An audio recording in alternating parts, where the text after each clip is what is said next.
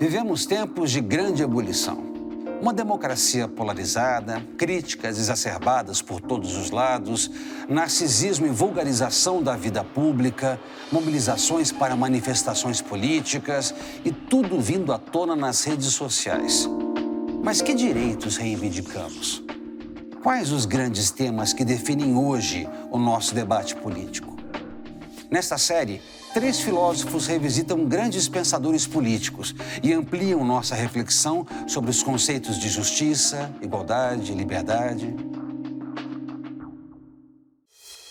Em princípio, uma sociedade deveria ter como um de seus pilares fundamentais a justiça social. Para uns, ela asseguraria liberdades e direitos. Para outros, significaria a distribuição de riquezas. Ou ainda, para alguns, seria ter condições básicas para o desenvolvimento individual. Será que existe um consenso sobre o que é justiça? Não há uma definição consensual na nossa sociedade como sobre o que significa a justiça, não é? O que já traz um problema de início para a discussão. Bom, se nós não temos uma definição sobre o que é justo, com que legitimidade o Estado interfere na vida de cada um, interfere na liberdade de cada um? Com que legitimidade o Estado cobra impostos, não é? Distribui rendas, não é? Implanta programas, cria estruturas? E isto é um pouco a ideia de que a gente possa problematizar, não é? O Estado brasileiro é um Estado bastante largo, não é? Na atenção que ele oferece à sociedade. Nós criamos uma Constituição em 88 que prometeu criar uma espécie de welfare state, um Estado de direitos no Brasil, não é? Então, nós temos políticas de atenção ao idoso, nós temos políticas de atenção à criança, nós temos políticas de atenção à pessoa com deficiência, nós temos um sistema único de saúde que, em tese, deveria funcionar, mas é um sistema de atenção universal à saúde. Nós temos a garantia da educação básica universal, né? Infelizmente com pouca qualidade, mas está lá na Constituição. E, enfim, o Brasil criou um grande Estado, não é? É um Estado largo, caro, ele custa em torno de 32, mas se você colocar mais todo o endividamento, ele chega a em torno de 40% da carga tributária do país, né? Presta serviços de qualidade contestável, né? Em várias áreas, mas, enfim, em tudo isto em nome, e faz isto em nome de uma certa ideia de justiça, que a sociedade brasileira, por alguma razão, pelos mecanismos democráticos, deliberou, né? Ao longo do tempo. Onde nasce a ideia de justiça, não é? E qual é a premissa fundamental para que a gente possa pensar um conceito do que é justo? Que não seria melhor nós estabelecermos simplesmente que o melhor conceito de justiça é aquele que permita com que cada um de nós faça as suas melhores escolhas e que todos nós possamos interagir de maneira voluntária e produzirmos os melhores resultados dados os nossos sistemas de preferência, as nossas ideias, as nossas capacidades, as nossas decisões livremente tomadas sem interferência externa? Né? Ou nós podemos chegar a um acordo maior sobre o que é a justiça e permitirmos uma intervenção maior de todos na vida de cada um, não é? Numa grande sociedade. Imagine uma comunidade como a brasileira, né? Uma comunidade global, ou uma comunidade como a União Europeia, e assim por diante, não é? Encontrar uma forma de associação que defenda e proteja de toda a força comum a pessoa e os bens de cada associado, e pela qual cada um, unindo-se a todos, não obedeça contudo senão a si mesmo e permaneça tão livre quanto antes. Tal é o problema fundamental ao qual o contrato social dá a solução. Rousseau formulou no contrato social um conceito que até hoje é um conceito em disputa na filosofia política. Ele supunha ou apresentou a ideia de que era possível, né, que se constituísse, em meio à enorme diferença entre as pessoas, em meio à desigualdade, em meio à vida particular que cada um leva, enfim, de uma grande sociedade de pessoas que não se conhecem, eventualmente, esta ideia que veio a se chamar de a vontade geral, uma vontade coletiva. Na visão de Rousseau, a vontade geral, no fundo, era uma vontade, em primeiro lugar, que ela podia, sim, sintetizar algo em comum a todos nós. Segundo, que ela podia sintetizar uma espécie de verdade sobre o sentido da justiça. A vontade geral não é simplesmente o fruto de uma deliberação, de uma votação.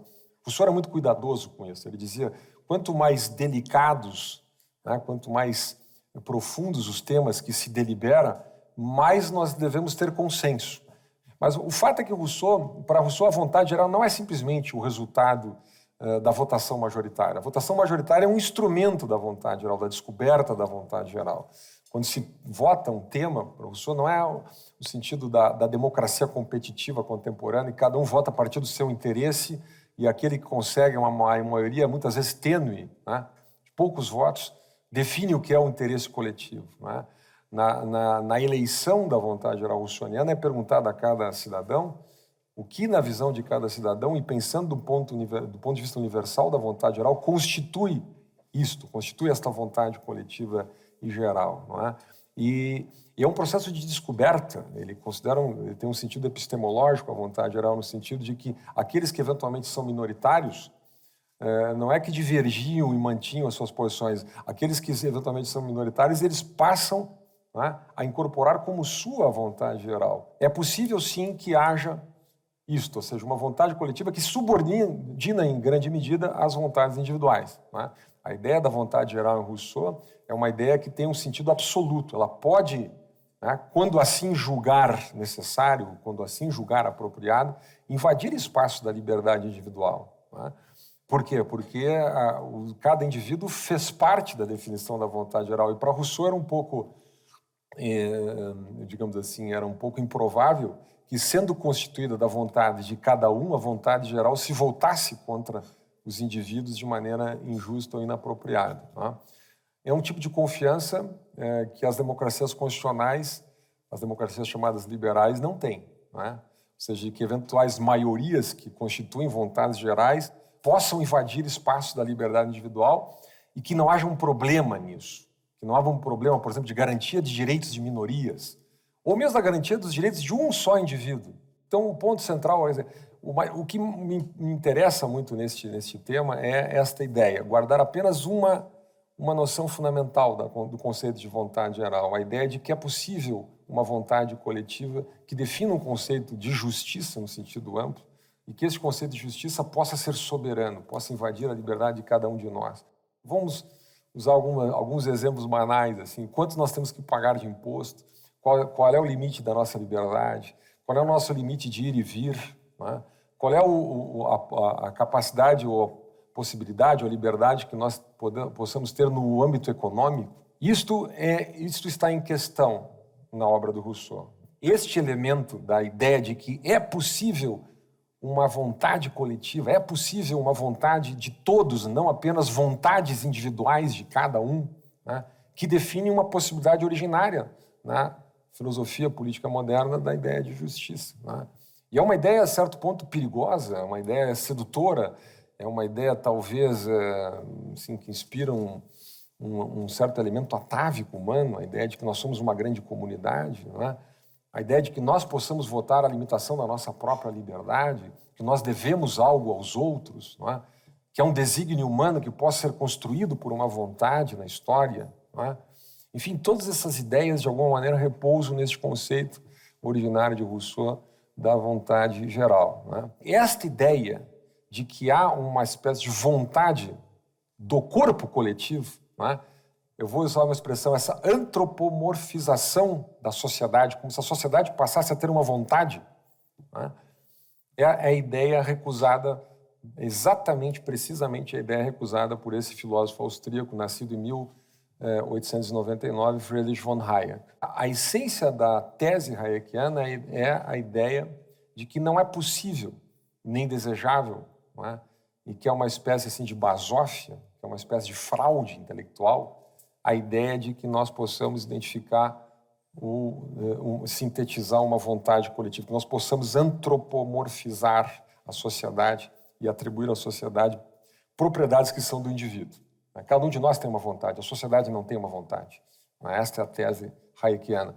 O Hayek possivelmente não usa a ideia de sociedade como nós usamos, ou como o nosso debate político usa usualmente. Quando a gente fala a sociedade, né, os nossos políticos adoram falar a sociedade quer isso, a sociedade fará... O sonho de qualquer um é falar em nome da sociedade. Os sindicalistas falam em nome da sociedade, lobistas empresariais vão lá em Brasília pedir regimes fiscais especiais porque falam em benefício da sociedade. O Hayek não usava esses conceitos, né? O Hayek falava em mercado, né? Mercado para o Hayek não é apenas um mercado econômico, no sentido de empresas que compram e vendem consumidores. O mercado é um sentido muito amplo da ideia de que nós constituímos uma grande ordem de pessoas, vou usar a expressão ordem, que é uma palavra muito cara a Hayek, uma grande ordem de pessoas, cada uma vivendo a sua própria vida, né? Cada um com o seu sistema de informação, a sua escala de prioridades, né?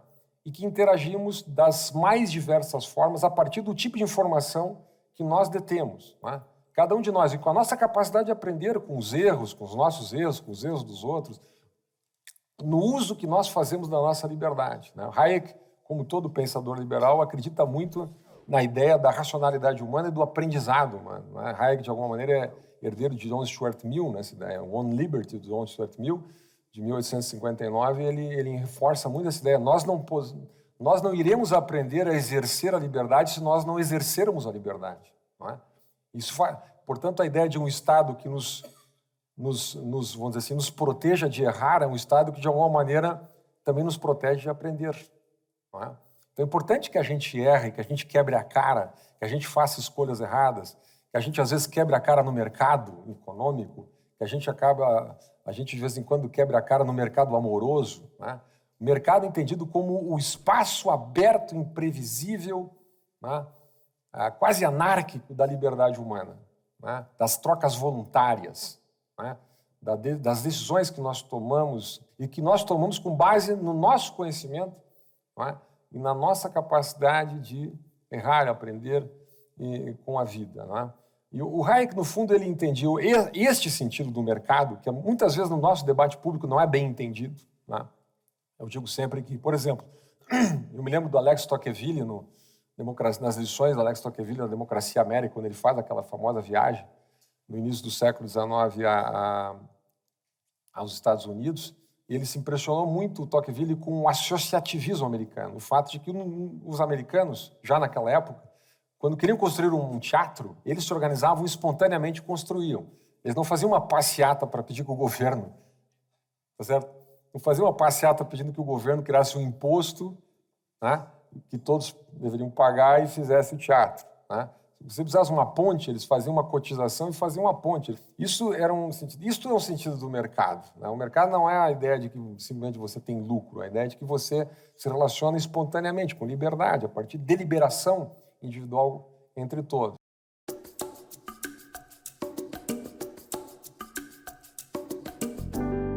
Como preservar a liberdade e, ao mesmo tempo, garantir a segurança e bem-estar da vida em sociedade?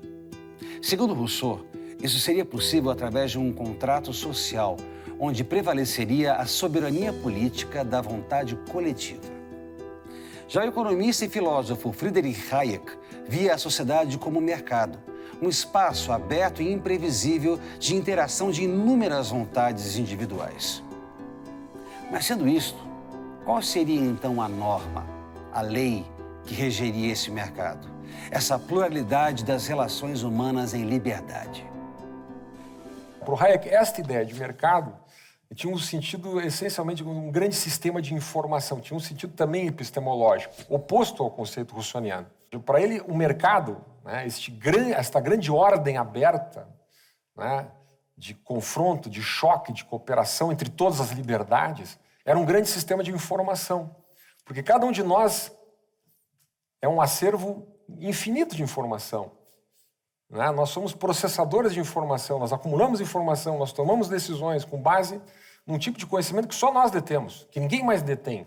É singular, né? Ele não pode ser apropriado, identificado, codificado por mais ninguém. Ele não pode ser reproduzido. Hayek considerava que nenhuma agência, e esta é a ideia central dele, nenhuma agência, nenhum governo, nenhum burocrata seria capaz de entender, de sistematizar, de substituir esta imensa quantidade de conhecimento disperso, né, que interage, que se renova, esse organismo vivo que é esta ordem espontânea, esta ordem aberta que eu vou chamar aqui provisoriamente sociedade, não é? ele define dois tipos de ordens, né? Duas maneiras como nós podemos pensar uma ordem.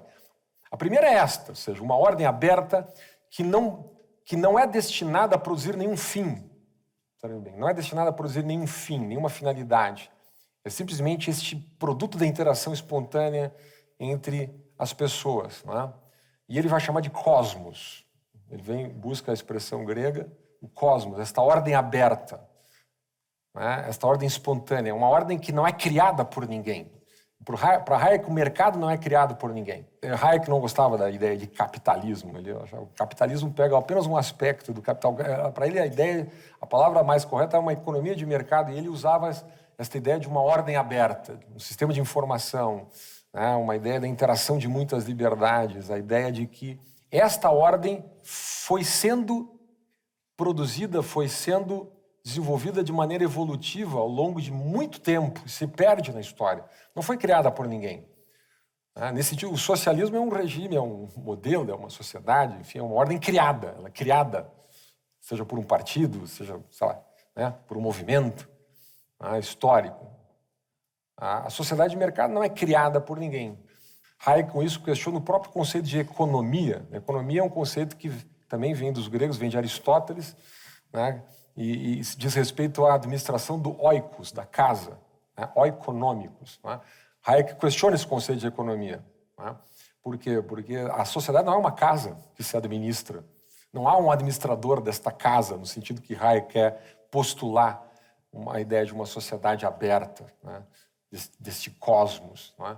E ele propõe um conceito alternativo, né? Que também vem de uma expressão grega, que é a catalaxia. A catalaxia substituiria a economia. Catalaxia é no sentido das trocas de mercado, de uma ordem aberta, uma ordem cujos resultados não são previsíveis. Não se trata de alguém administrando uma casa, significa de uma relação imprevisível com resultados não prognosticáveis entre muitas casas, entre muitas economias. Né? Exatamente coerente com esta ideia de cosmos, que é uma ordem que diz respeito à nossa liberdade, ao uso que nós fazemos dos nossos sistemas de informação, né? De um tipo de produção de riqueza, de conhecimento, de trocas, de deliberações humanas, que ninguém pode controlar, que ninguém pode, de alguma maneira, substituir, né? Sem que muita gente perca, né? Nesse processo, sem que todos nós, eventualmente, percamos, né? Ele dizia, há um certo tipo de lei, de normatividade que deva ser aplicada, que pode funcionar e que, de alguma maneira, faz sentido a este universo aberto, né? Cujos resultados são imprevisíveis. Ele vai chamar de nomos. Né? Em oposição ao nomos, ele constrói a ideia de teses. Né? Nomos significa a ideia de uma norma aberta, procedimental, né? Em grande medida fundada numa interpretação que seria o direito natural, né? Algo na linha da common law inglesa, no sentido de algo que se aprende com o tempo. Então, há um sentido epistemológico nisso, mas que também não é criado. Mas é que é o resultado do exercício do bom senso humano através da história, né? E é no sentido da common law inglesa, no sentido de que o juiz inglês, o judge-made law, ele não produz a lei, ele não obedece a um certo tipo de código produzido, né? Pela democracia ou a partir do Estado, mas ele sistematiza o common sense, o aprendizado, né? A partir do qual esta ordem natural é codificada, né? Pela cultura e aplicada segundo a lógica do costume, né? Como um exercício do bom senso, um exercício do comedimento, um exercício do respeito às liberdades, né? Entre os indivíduos, entre esses milhares ou milhões de oikos, esses milhares ou milhões de liberdades individuais, de vontades, né? Que recusa a ideia de uma grande vontade legiferante, né? Mas respeita a ideia de uma pluralidade aberta de vontades individuais. E ele opõe esta ideia do nomos, né? De um direito individual, de um direito que garante liberdades negativas, né? A ideia do avanço, né? Do avanço desta ordem criada, da teses, da legislação que passa, né? para além do nomos, para além da definição da liberdade negativa, para além da garantia individual, para além da garantia da permanência, né, desta ordem aberta, uma legislação ou sistemas ou modelos ou parâmetros em termos de padrões distributivos, padrões de resultados econômicos, sociais, sejam eles quais forem, preços que devam ser adotados pela sociedade e que, de alguma maneira, distorçam um eventual, um provável resultado imprevisível das relações humanas em liberdade. Né? E Hayek, portanto, ele recusa este estado mais amplo, né? Esta possibilidade da sociedade de intervir coletivamente na liberdade individual, para além da garantia desta ordem aberta, né? Exatamente, porque se eu não tenho uma ideia de vontade coletiva, em nome do que exatamente, aí eu volto à pergunta original que eu fiz, né? Em nome do que uma sociedade, o coletivo de pessoas, todos nós podemos intervir na liberdade de cada um, né? Hayek, portanto, é um cético. E ele expressa com essa ideia uma das tendências, uma das visões mais expressivas no mundo, no debate político contemporâneo, né? A ideia de que, no fundo, uma sociedade justa é uma sociedade que garante, né, no limite máximo possível, a liberdade de cada um, né? Uma sociedade justa é aquela que permite que cada um floresça como pessoa, coloque à disposição de todos a sua informação, persiga os seus fins, né, em liberdade, né? E esta é uma visão clássica liberal, né? Alguns chamam de visão do liberalismo clássico, não é? Muito influente no mundo contemporâneo e que, de alguma maneira, é influente em todo o nosso debate político, não é? O Brasil não é propriamente um país liberal nesse sentido. Nós somos um país até bastante invasivo, com um Estado que ficou bastante grandinho, né? E um Estado bastante paternalista. Eu mesmo lancei recentemente uma discussão sobre por que, por exemplo, no Brasil, o voto é obrigatório. Boa parte dos países do mundo, o voto é um direito. Por que no Brasil o voto é uma obrigação? Alguém já se perguntou isso? Né? A resposta é simples, porque eu já fiz essa pergunta muitas vezes. A resposta é sempre a mesma. Porque o brasileiro não tem maturidade. Nós não somos maduros para tomarmos as nossas próprias decisões sobre irmos ou não votar num domingo qualquer que tem eleições, né? Isso é a ideia de um Estado paternalista. Isso é apenas um exemplo, né? O que o Hayek diria disso? Não. Deixa a gente aprender, deixa cada um aprender. Se o Estado ficar me tutelando, me obrigando a votar, mesmo que eu não queira votar, e me cobrar uma multa, e depois, se eu não pagar, não posso tirar o passaporte, né? O Estado não me deixa aprender, não me deixa errar, acertar, né? E, bom, e aí vai. Cada brasileiro que assina uma carteira de trabalho tem que pagar 8% para o FGTS, né? Do Fundo de Garantia por Tempo de Serviço. E esse dinheiro vai para um fundo e é administrado por um conselho de 24 pessoas lá em Brasília, na Caixa Econômica Federal. Por que isto? Um dia eu perguntei também, por que isto existe no Brasil? Bom, primeiro a pressuposição é que o brasileiro também não é educado o suficiente, também não é maduro o suficiente para administrar a própria poupança, para administrar o seu próprio futuro, né? Então o governo precisa obrigar as pessoas a pouparem 8% para caso elas forem eventualmente demitidas. Mas o brasileiro também não é adulto, suficientemente instruído e capaz de aplicar o dinheiro que ele é obrigado a poupar. Então o governo diz que esse dinheiro precisa ficar depositado na Caixa Federal e o governo vai administrar a remuneração, né? Isso é um pequeno exemplo também. É a mesma coisa que o governo poderia dizer, bom, cada um de vocês escolhe onde alocar esse dinheiro, dentro de uma cesta de bancos, por exemplo, né? Mas o governo não faz isso. Então nós não somos necessariamente um país hayekiano, né? Nós somos um país que ainda tem este veso paternalista. Cito isso apenas como um exemplo um pouco de que tipo de posições uma visão como o Hayek tenderia a defender no caso da sociedade brasileira.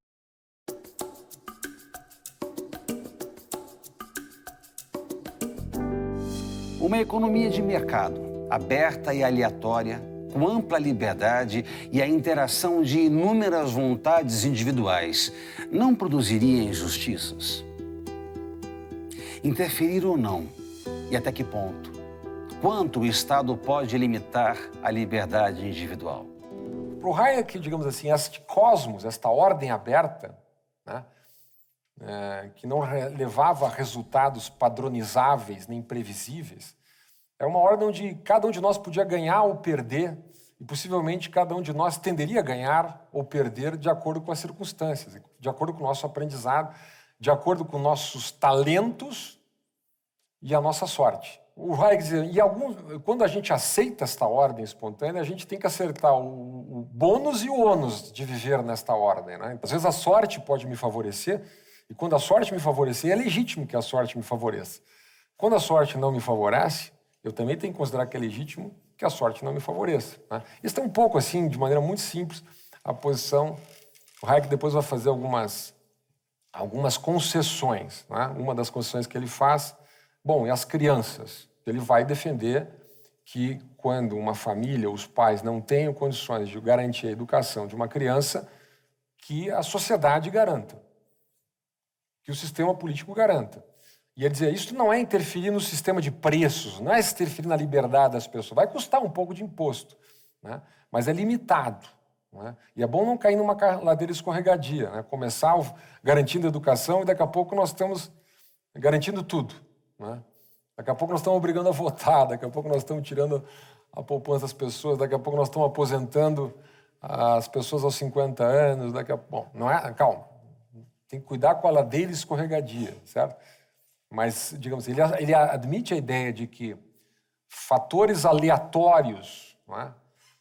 Fatores aleatórios como o nascimento não podem determinar simplesmente a vida de crianças cujos pais ou cujas famílias simplesmente as abandonam ou não têm condições de oferecer educação, assistência, o mínimo razoável, né? Hayek, por exemplo, também admite a ideia de que a sociedade não deve deixar ninguém cair abaixo de um nível básico de dignidade humana. Então ele vai defender, por exemplo, uma espécie de imposto de renda negativo, né? No Brasil, por exemplo, nós temos o benefício de prestação continuada. Todo idoso, a partir de 65 anos, né, que não tem outra renda, ou uma pessoa com deficiência, ela tem direito a um salário mínimo, né? Isto é um programa social que, eventualmente, teria apoio de uma posição hayekiana, ou seja, para que ninguém viva numa sociedade abaixo do nível de dignidade. Mas isso não significa uma interferência global no sistema de preços, na liberdade das pessoas. Alguém poderia dizer que é contraditório, né? Se não há um conceito de justiça, né? Se não há esta antropomorfização, se não há uma vontade coletiva, como é que eu posso sustentar, né, um imposto de renda negativo para que ninguém viva abaixo da dignidade? Como é que eu posso tentar a obrigatoriedade da escolarização das crianças, né? É possível que seja uma contradição, mas é possível também que seja um ponto de razoabilidade, de bom senso. Qual é a visão rival ao Hayek? Eu digo que ela, em grande medida, ela não é absolutamente antitética, certo? Antagônica. Mas, de alguma maneira, ela pode ser pensada como representada no pensamento de um grande filósofo do século XX, considerado por alguns o mais importante filósofo político do século XX, que é o John Rawls. Em 1971, produziu um livro que até hoje é considerado uma obra-prima da filosofia, chamado Uma Teoria da Justiça. A justiça é a virtude primeira das instituições sociais, tal como a verdade o é dos sistemas de pensamento. Embora elegante e econômica, uma teoria deve ser rejeitada ou revisada se não é verdadeira. Da mesma forma, leis ou instituições, por mais eficientes e bem organizadas que sejam, devem ser reformadas ou abolidas se são injustas. Cada pessoa possui uma inviolabilidade fundada na justiça, que nem mesmo o bem-estar da sociedade como um todo pode ignorar. Por essa razão, a justiça nega que a perda da liberdade de alguns se justifique por um bem maior partilhado por outros. O ponto central é que, na crítica rawlsiana, nós eventualmente precisamos ir um pouco além dessas medidas protetivas e dessas medidas muito cirúrgicas, né, propostas por Hayek para atenuar, digamos assim, problemas de aleatoriedade, problemas de injustiças muito candentes que a sociedade eventualmente produz. Rawls, como boa parte da tradição igualitarista, liberal igualitarista, a tradição da justiça social, considera que uma ordem econômica de mercado, nesse sentido que eu descrevi, de ampla da liberdade humana, de interações voluntárias, não apenas no plano econômico, né, mas em diferentes planos, né, ela é digamos assim, ela é um tipo de ordem muito suscetível à influência de fatores que são moralmente arbitrários. A sorte, o azar, o nascimento, o caráter. O Rawls chega ao ponto de dizer assim, nós não somos necessariamente responsáveis pelo nosso caráter, né? E isso tudo é muito polêmico, né? Imagina, quer dizer, a minha capacidade de realizar um esforço, quem tem filhos jovens aqui, aquele jovem, aquele adolescente que tem um extraordinário caráter, ele estuda para passar no vestibular, depois ele vai bem na faculdade, uma capacidade, né, diferenciada. Quer dizer, isto foi dado a todos, isto é apenas um problema moral de decisão, isto faz parte de um tipo de formação, de um tipo de genética. No fundo, nós não sabemos, mas o Rawls confia que muito do que nós somos, daquilo que nós conseguimos nesta ordem aberta, é o resultado, sim, de fatores que são moralmente arbitrários. E os fatores moralmente arbitrários se misturam com as nossas decisões. Ou seja, com os fatores que não são moralmente arbitrários, né, que dependem da nossa deliberação. Tudo isso se mistura. Esta dúvida sobre a autenticidade, sobre a propriedade, a legitimidade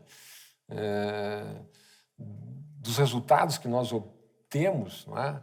E o potencial que isso tem de gerar ressentimento, de gerar mal-estar na sociedade, tudo isso leva a uma preocupação em relação à justiça. E o Rawls considera que tudo isso é natural que as pessoas eventualmente tenham mais ou menos sorte, tenham mais ou menos caráter, nasçam em famílias bem aquinhoadas ou mal aquinhoadas, tudo isso é natural. O que ele não considera natural é que a ordem social, as instituições sejam organizadas a partir desta aleatoriedade, né?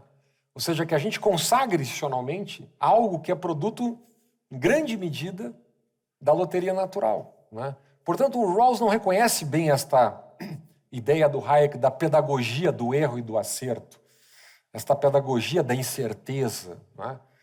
O Rawls vai apostar na ideia de, bom, é preciso sim ter uma vontade coletiva, construir uma ideia de justiça e criar um certo tipo de padrão de resultados. Não deixar isso simplesmente, digamos assim, solto para a operação desta ordem, este cosmos aberto, imprevisível, né, que apenas garante liberdades e acredita que a liberdade humana levará ao aprendizado, mesmo com essas medidas corretivas que o Hayek propõe, tá? E a partir daí o Rawls vai formular os seus princípios de justiça, né? Pode existir uma concepção de justiça, né? Pode existir um tipo de vontade coletiva. Esta vontade coletiva pode criar um certo padrão, né? Bom, e como é que a gente vai produzir esta vontade? Ele precisa responder essa pergunta, né? O Hayek não precisa responder essa pergunta. O Hayek apenas diz, vamos manter o cosmos aberto, vamos respeitar o nomos, vamos evitar esta invasividade, né, da norma, da legislação, vamos evitar que o Estado interfira na liberdade das pessoas. O Rawls dirá, não, é preciso, sim, construir um tipo de visão de justiça e é legítimo que, a partir desta concepção de justiça, haja interferência na...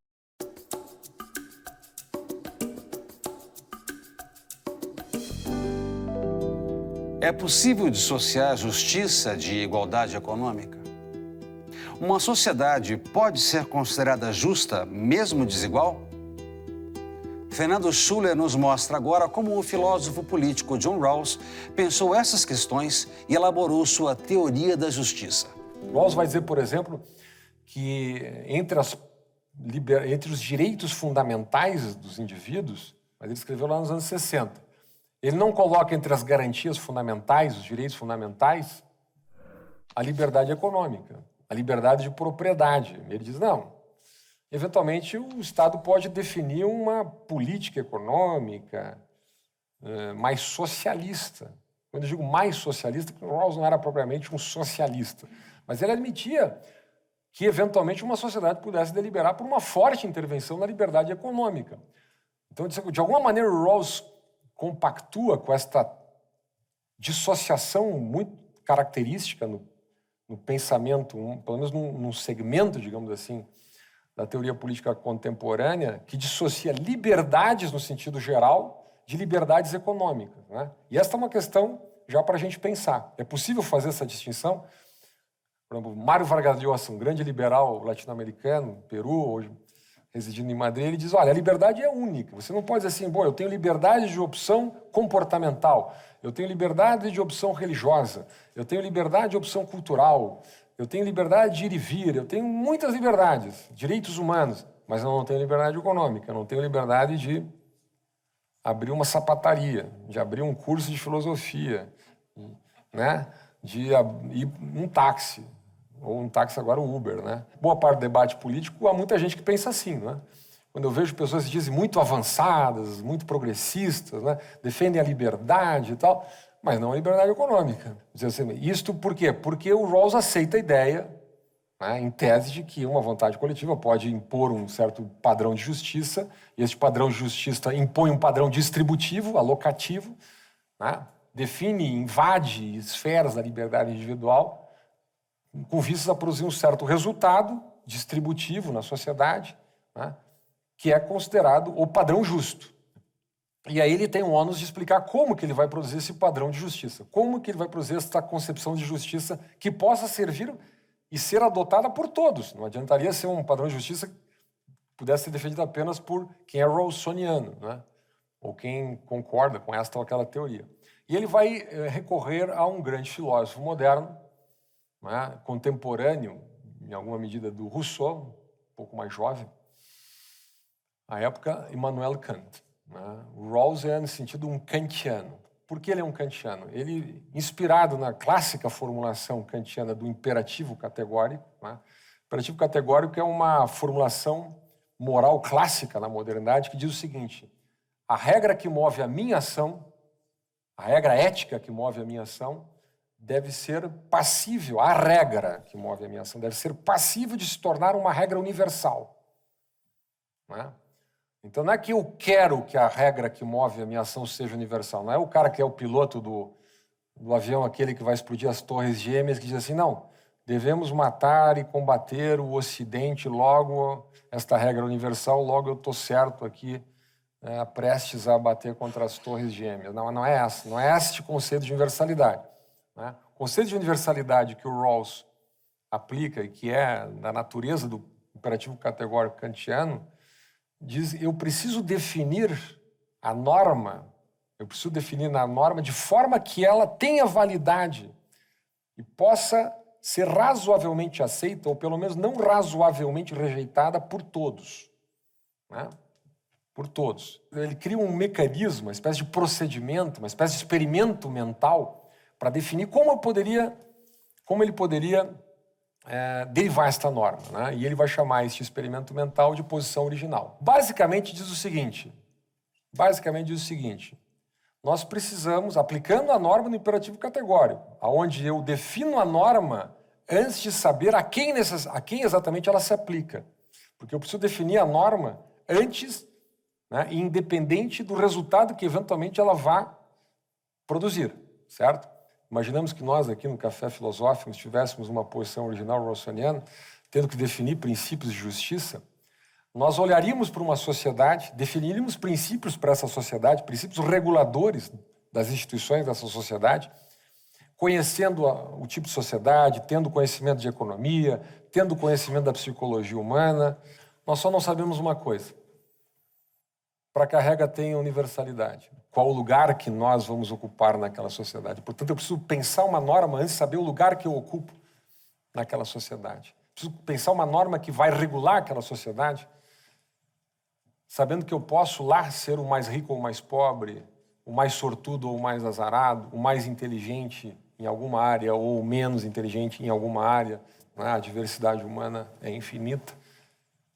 Você cria uma norma apagando um pouco o seu sujeito empírico. Esse é o sentido do Rawls. Né?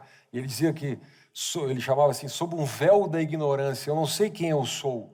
Então eu sou obrigado a pensar universalmente, no sentido kantiano, do imperativo categórico. Né? Eu sou obrigado a pensar universalmente. Né? Então, isto me obriga a pensar com justiça, segundo Rawls. Né? Então eu vou escolher uma sociedade onde as crianças, uma sociedade, vamos dizer assim, libertariana radical, aonde mesmo crianças que nascem de famílias muito pobres, que não podem oferecer educação, não podem assegurar condições mínimas de dignidade e desenvolvimento, não têm atenção de ninguém, do Estado, não têm garantias. Segundo o critério rawlsiano, eu tenho que imaginar o seguinte: tudo bem, eu posso ser uma pessoa, eu posso ser o Bill Gates nessa sociedade, eu posso ser o Mark Zuckerberg, mas eu posso ser aquela criança. E aí eu veto uma norma, um modelo institucional que dê vazão a esse tipo de circunstância social, esse tipo de desenho social. Né? É claro, alguém podia dizer assim, bom, mas esse tipo de raciocínio não levaria a uma sociedade muito igualitarista? E o Rawls parte da provocação que ele faz, ele diz, sim, num primeiro momento, imagine, se nós estamos aqui no café filosófico, estamos na posição original, nós temos que desenhar regras para a sociedade, nós não sabemos quem nós somos, nós não teríamos nenhuma grande razão para atribuirmos mais riqueza para uns, mais propriedades para outros, e assim por diante. Né? Então, um primeiro movimento nosso seria distribuirmos os bens, digamos, dessa sociedade hipotética, né? E que a norma igualitarista estivesse praticamente aprovada já, mas alguém resolve levantar a mão e diz, olha, e se a gente admitisse a distribuição desigual, né, a assimetria social, a desigualdade econômica, desde que esta desigualdade econômica viesse em favor de todos, desde que todos ganhassem com a desigualdade. Então, nós partiríamos de um patamar de igualdade, né? Mas alguém perguntaria, alguém provocaria, dizendo, olha, mas se a gente admitisse a introdução de desigualdades, de tal forma que aquele que tinha menos, né? Que venha a ter menos, né? Numa situação de desigualdade, tenha mais do que teria na situação anterior de igualdade. Né? Ou seja, que a desigualdade, que a assimetria econômica, social, vem em favor de todos. As pessoas teriam alguma razão para recusar esta nova configuração? O Rawls vai dizer, em síntese, aqui, com uma grande simplificação, que só haveria uma razão que levaria as pessoas a vetarem este arranjo. O arranjo desigual, a desigualdade econômica. Só haveria um tipo de sentimento que me levaria a rejeitar uma sociedade desigual, mas que produz mais vantagens para todos, né? Em favor de uma sociedade igual, onde todos perdem, ou onde eu perco. Né? E ele diz que este sentimento, né, esta razão, esta motivação que me levaria a recusar mais vantagens numa sociedade desigual do que menos vantagens numa sociedade igual é a inveja. É o ressentimento. Né? E que ele chama de uma psicologia especial. O Hayek é mais destrutivo, ele diz que a inveja, né, a inveja dos de cima, a inveja da assimetria, é o pior dos sentimentos humanos, é o mais corrosivo dos sentimentos humanos. Nisso o Rawls vai concordar, que tenderia a levar a decisões irracionais. Né? Então, numa hipótese, né, vamos imaginar que Bill Gates mude para Campinas e traz toda a sua fortuna para cá, faz investimentos na cidade, vem um centro, um laboratório de alta tecnologia da Microsoft aqui para Campinas. A vida da cidade melhora, muita gente ganha emprego, só que com um problema. Aumentou a desigualdade em Campinas. Até que surge um movimento igualitarista na cidade de Campinas que diz, temos que combater a desigualdade em Campinas. Né? Mande o Bill Gates de volta para os Estados Unidos. Né? Digamos, este exemplo muito simples, um pouco provocativo, é para dizer exatamente esse tipo de racionalidade que o Rawls quer evitar e que, na visão dele, não corresponde a uma ideia de justiça. Né? A ideia rawlsiana de justiça é no sentido de que a sociedade é uma espécie de empresa cooperativa. O que significa uma empresa cooperativa? Onde nós devemos apreciar os talentos dos outros, nossos e os dos outros. Nós devemos cooperar entre todos, de tal maneira que se possa produzir os melhores resultados, que nós possamos aproveitar as melhores vocações, né? O melhor que cada um pode dar a partir do exercício da sua própria liberdade, com uma condição. E ele faz dessa condição a mola mestra da sua teoria da justiça, e ele vai chamar isso de princípio da diferença, né?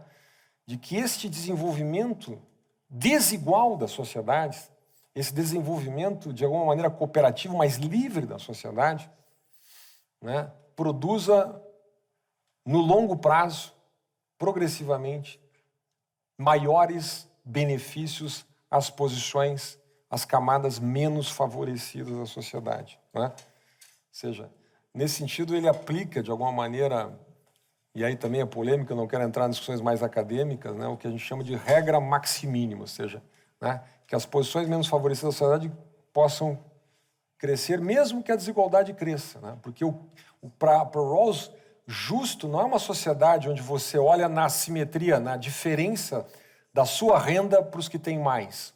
Justo é uma sociedade onde os de baixo, onde os mais pobres, os menos favorecidos, tenham as melhores condições. Por quê? Né?